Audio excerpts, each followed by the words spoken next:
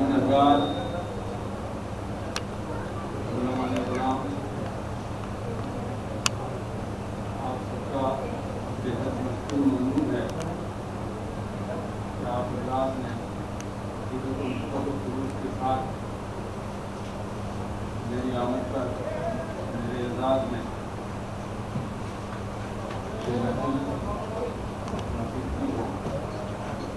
मैं बारगाह इलाही में दुआ गो को अल्लाह ताला इस जज्बे के तहत आप हज़रात ने इस नस्ल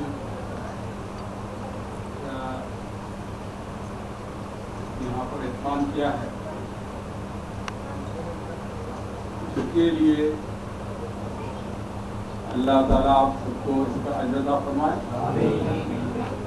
और आकाओं की निस्बत का मज़ीद दीवाना बनाए। हज़रात, मैंने बारहा कहा है कि खानकाह और दरगाह में जो बुनियादी फ़र्क है और जो मैंने अपने आकाओं की बारगाह से सुना है वो ये है कि जब कोई दाना किसी खानकाह में पहुंच जाता है तो दीवाना हो जाता है, और जब कोई दीवाना किसी दरगाह में पहुंच जाता है तो दाना हो जाता है। दरगाह में अक्ल को धोया जाता है, उसको निखारा जाता है, और खानकाह में कल्ब को धोया जाता है।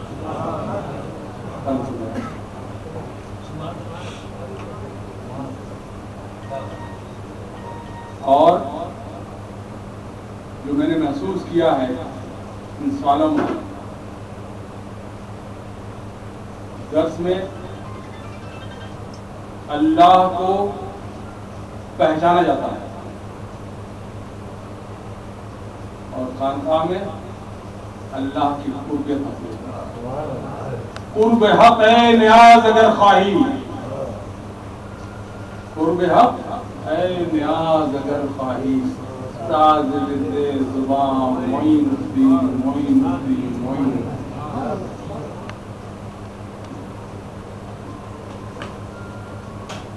अब चूंकि ये महफिल है निस्बती और ये ज़माना भी है हज का, तो बस चंद मिनट के लिए इससे पहले के हम सभी हज़रात जो है महफिल समा में हो जाएं और अपने ईमान को और इसको निखारें। आइए चलिए इस मौजूद को शुरू कर लेते हैं ताकि हमारे और आपके अंदर जो है वो एक रिश्ता निस्बत कायम हो जाए, जिसके बाद हर कलमा जो है साज़ो आवाज़ से निकलने वाला जो है हमारे कल्ब को छूता हुआ जो है हमारे मुक़द्दस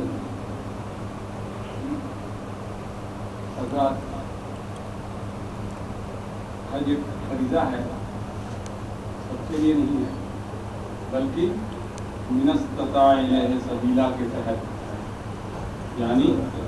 अल्लाह रब्बुल इज़्ज़त ने फरमाया कि जिसकी इस्तिताअत है माली उस पर ये फर्ज है। ठीक है, अब आप गए वहाँ पर, आपने तमाम अरकान अदा किए,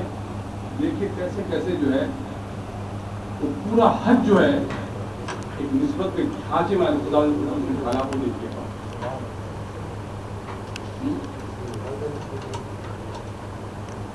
काबा शरीफ,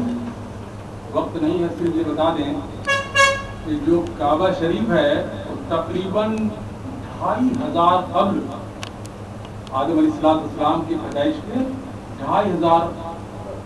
कब्ल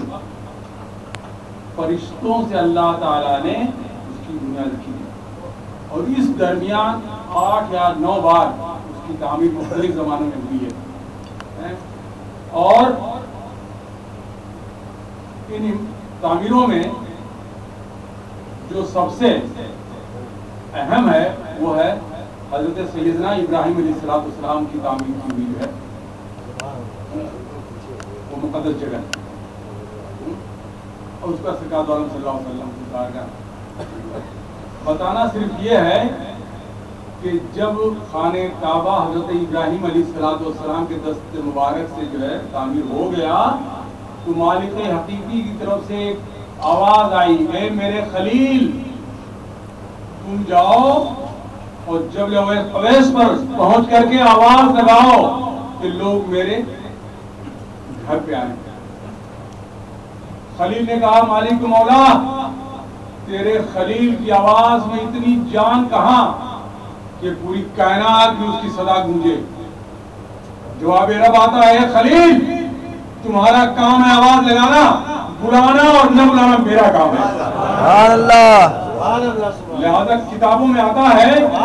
کہ جب حضرت ابراہیم علیہ السلام نے آواز دی تو اس وقت عالم ارواح میں جس روح نے لبیک کہا اس آواز پر اس کے لیے ہو گیا من استطاع علیہ سبیلا۔ اللہ تعالیٰ نے جن لوگوں نے لبیک کہا حضرت ابراہیم علیہ السلام کی آواز پر اس وقت اللہ تعالیٰ نے ان کے اوپر حج فرض کر دیا اور نواز دیا اور مالی حالات ان کے جو اتنے کر دیے تاکہ من استطاع علیہ سبیلا کے تحت وہ حج کر سکے۔ اب ایک میری اس میں کھوج ایک ریسرچ ہے، وہ بتانے کے بعد میں چلتا ہوں بتانے کے لیے کہ کیا کیا جو ہے وہ میری ریسرچ یہ ہے کہ ہم جب چاہتے ہیں تو قرآن حج پڑھتے ہیں لبیک اللہم لبیک لبیک لا شریک لک لبیک ان الحمد والنعمت لک والملک لا شریک لک، یعنی حاضر ہوں اے اللہ میں حاضر ہوں، میں حاضر ہوں، بے شک تیرا کوئی شریک نہیں، میں حاضر ہوں، بلا شک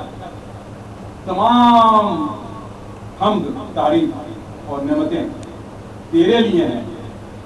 تیری بادشاہت میں کوئی شریک نہیں، یہ سب ٹھیک ہے۔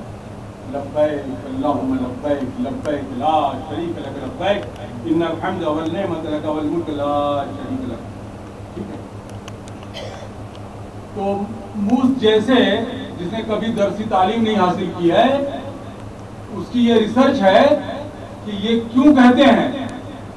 وہ اس لیے کہتے ہیں میری سوچ کے مطابق کہ جب ہم نے عالم ارواح میں حضرت ابراہیم علیہ السلام کی آواز پر لبیک کہا تھا تب جا کر کے وہاں جب ہم نے حاضری دی ہے تو ہم اپنا فریضہ ادا کر رہے ہیں اور کہہ رہے ہیں کہ لبیک اللہم لبیک لبیک لا شریک لک لبیک ان الحمد والنعمت لک والملک لا شریک لک۔ سبحان اللہ۔ یہ ہے جا کر کے بارگاہ یزدی میں سمرپن کرتے آ گیا، آپ نے بلایا آ گیا، یہ نسبت اس بات کا۔ اب آپ چلے تو شروع ہوا معاملہ، وہاں جا کر یہ ختم ہو جاتا۔ اب آپ نے حضرت کیا کہتے ہیں طواف شروع کرنا چاہا تو کہاں کھڑے ہوئے؟ حضرت اسود کے سامنے، ٹھیک ہے۔ حکم کیا ہے؟ نیت کیجئے اور حضرت اسود کو بوسہ دیجئے۔ وہ تو پتھر ہے نا بھائی، کیوں بوسہ دیجئے؟ حضرت عمر فاروق رضی اللہ تعالیٰ عنہ کہتے ہیں کہ حضرت اسود سنو، تم میری نگاہ نسبت، تم میری نگاہ میں صرف پتھر اور پتھر کے سوا کچھ نہیں، مگر میرے آقا نے تمہیں بوسہ دیا ہے لہذا وہ مجھ پر فرض ہو گیا ہے، اس لیے اس نسبت میں تمہیں بوسہ دے رہا ہوں۔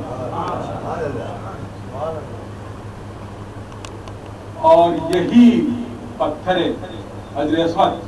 کل قیامت میں حدیث پاک میں ہے کہ جب یہ جنتی پتھر کل قیامت میں اللہ کی بارگاہ پیش ہوگا تو اللہ کی طرف سے اسے 2 آنکھیں اور 1 زبان عطا ہوں گی اور یہ گواہی دے گا کہ کس نے خلوص نیت سے جو ہے میرا بوسہ دیا تھا۔ اللہ اکبر۔